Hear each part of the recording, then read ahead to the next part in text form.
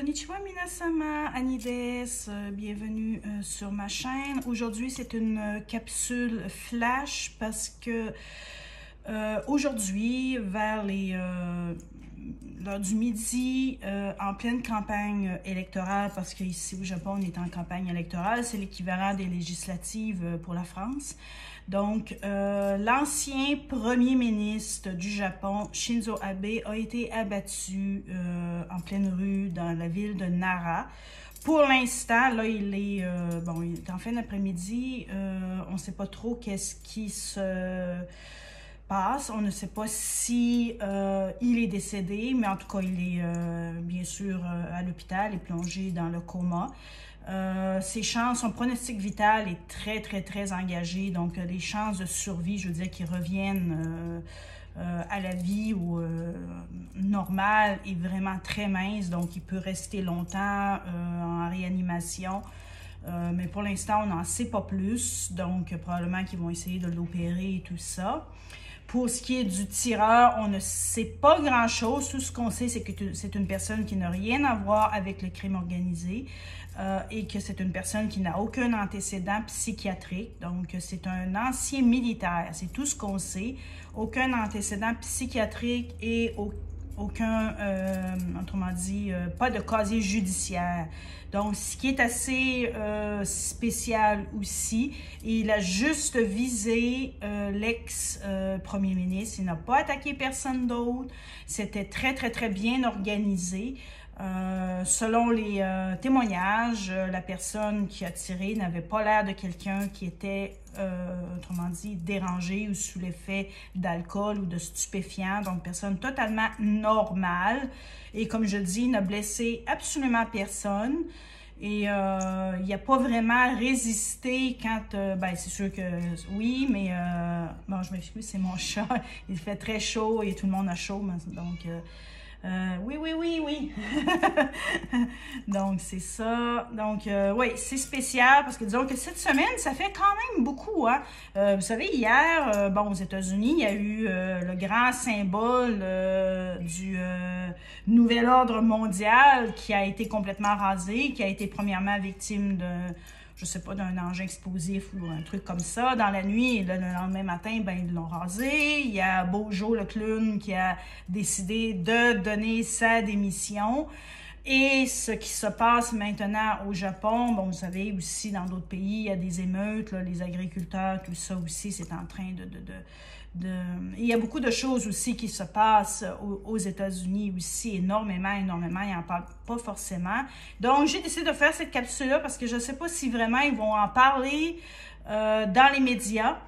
Parce que, comme je dis, moi, ici au Japon, j'ai pas vraiment toutes les nouvelles de ce qui se passe, comme ils parlent pratiquement pas de ce qui se passe avec les agriculteurs aux Pays-Bas, en Espagne, tout ça, ils en parlent pas. Ils n'ont pas parlé des Guidestones non plus, donc je sais pas si ils vont en parler. S'ils en parlent, peut-être dans vos médias, ça va être probablement un entrefilet et ils n'en feront pas tout un plat, là, j'imagine, sinon ils n'en parleront carrément pas. Donc, vous allez avoir cette information-là ici. Et comme je vous dis, ce n'est pas l'œuvre de quelqu'un de dérangé, ce n'est pas quelqu'un qui avait un casier judiciaire, ce n'est pas quelqu'un qui avait des antécédents psychiatriques, c'est ce qu'ils viennent de dire, c'est ce qu'ils ont dit. Pour l'instant, nous ne savons absolument rien de l'état de santé de l'ancien premier ministre. C'était le premier ministre qui était en place quand le Coco Loco est arrivé ici au Japon, ça veut dire qu'en 2019, il était là. Il a démissionné supposément pour des raisons de santé. Il a cédé la place à son subordonné. Donc, il y a beaucoup c'est un politicien qui n'était pas vraiment, je pourrais dire, très apprécié ici au Japon. On le soupçonne beaucoup d'être pour, autrement dit, le DS, vous savez ce que je veux dire, hein, du côté obscur de la force. C'est un mondialiste, bien sûr, et c'est lui d'ailleurs qui n'a émis aucune résistance quand le Coco Loco, tout le cirque du Coco Loco s'est mis en place. Autrement dit, c'est lui qui a ouvert les écoutilles et qui a laissé tout ça entrer au Japon. Et finalement, ben, vous savez les conséquences. Hein? C'est lui qui a initialé le premier supposément pseudo-confinement. Mais bon, c'était pas un confinement comme vous avez eu parce qu'il y a une constitution très, très strict ici au Japon qui ne peut pas, autrement dit, on ne peut pas assigner à résidence des gens, mais bon, tout était fermé de toute façon d'une manière ou d'une autre. Donc, il n'y avait pas vraiment une grande différence avec ce que vous avez, sauf qu'on n'avait pas de policiers dans les rues pour arrêter les gens qui sortaient de chez eux pour aller faire un footing ou aller promener un chien ou, bon, des trucs comme ça. Mais bon, ça revient à peu près au même, sauf, ben, c'est ça, il n'y a pas de policiers, puis ils ne vous collaient pas des amendes là, pour n'importe quoi. C'est déjà ça, c'est déjà bien. Mais c'est comme je vous dis, ils ne pouvaient pas de toute façon, mais quand même bien qu'ils auraient voulu le faire, ils n'auraient pas pu, puis c'est encore la même chose à l'heure actuelle. Il y a la Constitution. Puis au Japon, il n'y a pas encore autrement dit, de 49.3, on n'a pas ce genre de loi-là, malgré qu'il y en a qui, je pense que lui, d'ailleurs, Abe était favorable à une espèce de loi 49.3, à peu près dans le même style, qui pourrait, quand il y a des situations d'urgence, de voter des choses en catimini et en 24 heures établir des nouvelles lois sans consulter personne. Mais à cause de la Constitution, pour l'instant, il n'y a pas de loi similaire au 49.3 au Japon. Donc, c'est pour ça qu'il n'a pas pu faire un confinement aussi strict que vous avez eu en France ou au Canada. Mais bon, par contre, les commerces étaient vraiment sommés de fermer parce qu'eux avaient des amendes, par contre. Eux, s'ils restent ouverts, ils devaient payer des amendes et bon, il y avait eux étaient beaucoup plus surveillés au niveau policier que le simple citoyen comme moi. Là. Bon, les gens ordinaires n'étaient pas surveillés. Donc, ça, c'est une très bonne chose. Mais pour revenir à M. Abe, c'est ça. C'est qu'il a été, autrement dit, victime d'un attentat aujourd'hui. On ne sait rien de son état de santé. Moi, ce que je trouve, et j'ouvre la petite parenthèse par rapport à ça, je trouve qu'il y a beaucoup de choses qui... autrement dit, c'est comme si c'était un effet domino qui est en train de se passer actuellement un peu partout dans le monde. La démission de Bojo le clown, c'est aussi assez mystérieux. Bon, on dirait que c'est des choses qui sont en train de s'enchaîner et peut-être que c'est, qui sait, peut-être une guerre contre le bien et le mal. Peut-être que le DS est en panique. Le DS est peut-être plus aussi bien protégé qu'il l'était avant. Ce qui fait que peut-être ceux qui sont de l'Alliance, qui sont autrement dit, du bon côté, je sais qu'on ne souhaite pas la mort moi, personnellement, je ne souhaite pas la mort de personne, même si c'est quelqu'un qui est pas vraiment, ben, qui est du côté, qui est pas du bon côté. On ne souhaite pas la mort, c'est pour ça que je ne mettrai pas je terminerai pas la vidéo avec de l'humour comme j'ai fait hier pour la vidéo des Guidestone avec le joueur de tambour puis le chat puis d'été qui apparaît là. Bon, vous savez ce que je veux dire parce que bon, c'est un monument, il n'y a personne qui a été blessé, il y a personne qui est décédé suite à l'explosion qu'il y a eu au Guidestone. C'est pour ça qu'on peut se permettre de faire de l'humour dans ce cas-là. C'est du matériel, c'est juste un monument, puis il n'y a personne qui est décédé ou qui a été blessé par rapport à cette explosion-là, que je pense que ça a été fait, parce que j'ai regardé plusieurs fois en boucle la vidéo, je pense que ça a été fait avec un bazooka.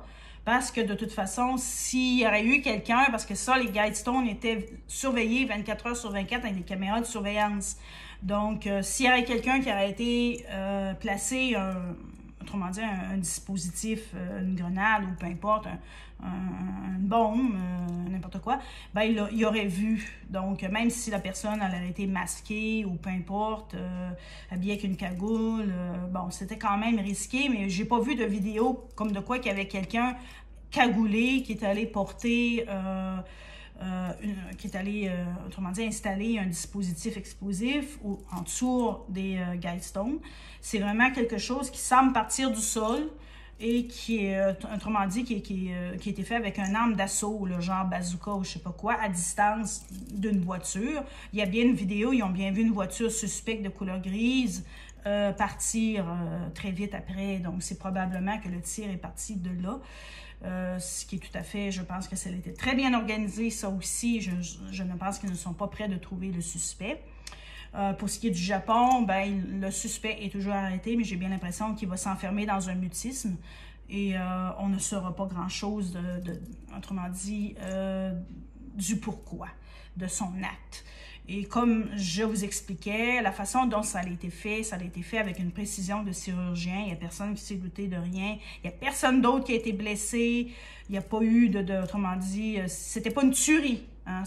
C'était vraiment l'ex-premier ministre qui était visé. Il a été très bien visé dans le dos, probablement très près du cœur. C'est pour ça que, comme je vous dis, son pronostic vital est engagé. Je n'ai pas l'impression qu'il va revenir à lui. S'il ne décède pas dans les heures qui suivent, il va probablement rester, autrement dit, en réanimation sur des machines dans un coma artificiel. Donc, bon, vous savez la suite, hein, ces affaires-là, t'es quasiment mort dans le fond. Là. Donc, on peut quasiment le considérer comme déjà parti. Je ne pense pas qu'il puisse s'en sortir. C'est ce qu'ils ont dit ici aux informations, parce que son état était très grave et qu'il allait probablement tenter, malgré tout, de le réanimer, mais bon, on sait très bien dans ces situations-là. Donc maintenant, pour terminer, il faut... Bon, c'est sûr que, comme je dis, je ne souhaite pas la mort de personne. Je ne souhaite pas la mort du bidon, je ne souhaite pas la mort du micron, je ne souhaite pas la mort de personne, parce que c'est contre mes valeurs, hein, c'est contre... disons que quand on nourrit des choses comme ça, ben on attire à nous des énergies qui ne sont pas forcément saines, mais à un moment donné, il faut lâcher prise. Il faut dire, ben nous, on ne peut rien, on est juste des gueux, des gens qui peuvent absolument rien faire, et il faut laisser les choses couler d'elles-mêmes. Et comme on dit, on ne peut pas faire des œufs sans... On peut pas faire des omelettes sans casser des œufs, c'est un vieux dicton, ça.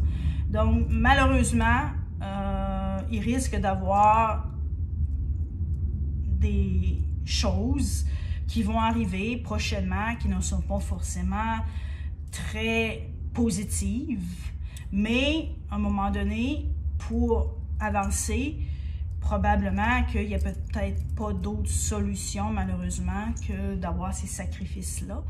Donc, il faut rester ouvert, je veux dire, il faut rester alerte de ce qui se passe autour de nous.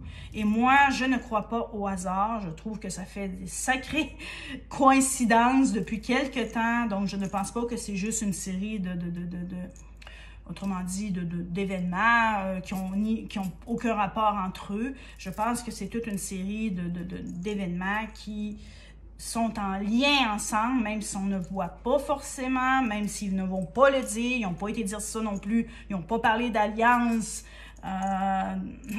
aux informations, ils ne parlent rien de ça, mais je ne sais pas, moi je suis quelqu'un sur YouTube, c'est Info Libre. Je ne sais pas s'il peut voir ma vidéo parce que, bon, je ne suis pas vraiment connue, malheureusement, sur YouTube et je n'ai pas vraiment de moyens d'aller toucher un public large. Mais en tout cas, si jamais ce petit monsieur-là de Info Libre 2 voit ma vidéo, peut-être qu'il pourrait peut-être en parler aujourd'hui dans sa capsule. Il fait une petite capsule info à tous les jours. Donc, j'espère qu'il va pouvoir voir ces informations-là et peut-être en glisser un petit mot sur sa capsule d'aujourd'hui. Donc, je vous laisse là-dessus, malgré le côté un peu négatif, morose de la situation. On reste confiant, on laisse l'Alliance travailler. Je pense qu'eux savent ce qu'il y a à faire. Hein. Nous, on ne peut rien faire et on garde espoir, on garde nos énergies hautes.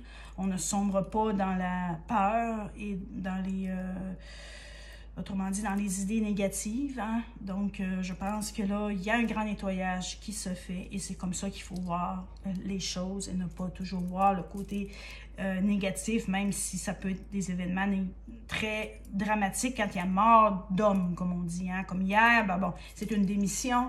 C'est quelqu'un qui démissionne, bon débarras, c'est ça qu'on se dit. Un monument, hein, c'est du matériel, on s'en contrefiche, mais c'est riche en symboles. Mais bon, aujourd'hui, c'est que, ben là, il n'est pas encore décédé, j'ai pas encore eu la confirmation qu'il était décédé. Mais bon, il y a quand même, c'est quand même un acte qui est grave, mais bon, c'est pas sans... il y a quand même une symbolique là-dessus parce que c'était vraiment le premier ministre qui était en place quand le Coco Loco est rentré au Japon et il aurait très bien pu prendre une autre décision que celle qu'il a prise parce qu'il y a d'autres pays qui n'ont pas suivi ce narratif mondialiste-là et qui ont tout simplement dit « Nous, on veut rien savoir, on continue notre vie ». Puis, bon, je n'aimerais pas les pays ici parce que j'ai pas envie de me faire striker ma chaîne. Mais bon, il y a quand même plusieurs pays qui n'ont pas, autrement dit, qui n'ont pas embarqué dans ce narratif-là, qui n'ont pas suivi, autrement dit, la vague. Donc, c'était vraiment lui qui a parti le bal du Coco Loco. Et c'était quelqu'un qui était très, très, très impliqué dans le mondialisme qu'il voulait faire du Japon. Autrement dit, bon, vous savez, la culture woke et bon, tout ça, c'était quelqu'un qui était très versé dans ces choses-là. Et il était très, très, très près aussi des États-Unis. Donc, ben, tout ça, vous voyez ce que je veux dire. Hein? Donc, vous pouvez lire entre les lignes dans ce que je veux dire. Donc, mondialiste, vous savez ce que ça veut dire. Donc, voilà. On se donne rendez-vous pour une prochaine vidéo très bientôt. Donc, restez à l'écoute. Je vais régulièrement poster des vidéos. Abonnez-vous, faites partager ma chaîne. J'aimerais bien avoir 1000 abonnés. Avec 1000 abonnés, je peux commencer à monétiser ma chaîne et peut-être me faire... un petit revenu supplémentaire, ce qui serait le super bienvenu pour moi, parce que, bon, avec le Coco Loco, ça va impacter financièrement beaucoup, beaucoup, beaucoup de gens. Quand on est obligé de travailler à la maison, ou bon, des choses comme ça, parce que les écoles sont fermées, tout ça, notre salaire diminue énormément. Donc, je pense qu'un petit revenu supplémentaire, sans forcément... être super matérialiste, je pense qu'on vit encore dans la 3D, hein? On vit encore dans un monde matériel, on n'est pas esprit, on a un corps. Malheureusement, pour le moment, l'argent fait partie de notre vie, hein? On a toujours besoin, hein? Il faut payer les factures, il faut payer, bon, il faut manger, il faut... Hein? Il suffit de faire une petite connerie de rien, il faut toujours payer, il faut toujours sortir l'argent pour tout et n'importe quoi. Donc, malheureusement, on en a de besoin et tout augmente. C'est ça le pire, c'est que tout augmente, l'essence, les cartes d'abonnement pour les transports en commun, la nourriture, c'est terrible, comment que ça l'a augmenté, l'électricité, tout. Donc, malheureusement, les salaires n'augmentent pas. Donc, vu que les salaires n'augmentent pas et que tout augmente, ce qui fait qu'il faut aller se chercher ce qu'on appelle autrement dit, des moyens de gagner de l'argent en parallèle, parce que sinon, on n'arrive pas. C'est incroyable quand on arrive à la fin du mois, puis que tout augmente, puis que finalement, ben, ton salaire n'augmente pas. C'est un véritable casse-tête et c'est pour ça qu'il faut faire marcher nos petites neurones et trouver des moyens pour, autrement dit, aller chercher des revenus supplémentaires pour balancer le tout. Donc, j'espère que vous comprenez. Donc, s'il vous plaît, si vous voulez vraiment m'aider, c'est pas compliqué, c'est gratuit. Vous likez, vous partagez et vous vous abonnez à ma chaîne. Très important. Donc, sayonara. Bye bye.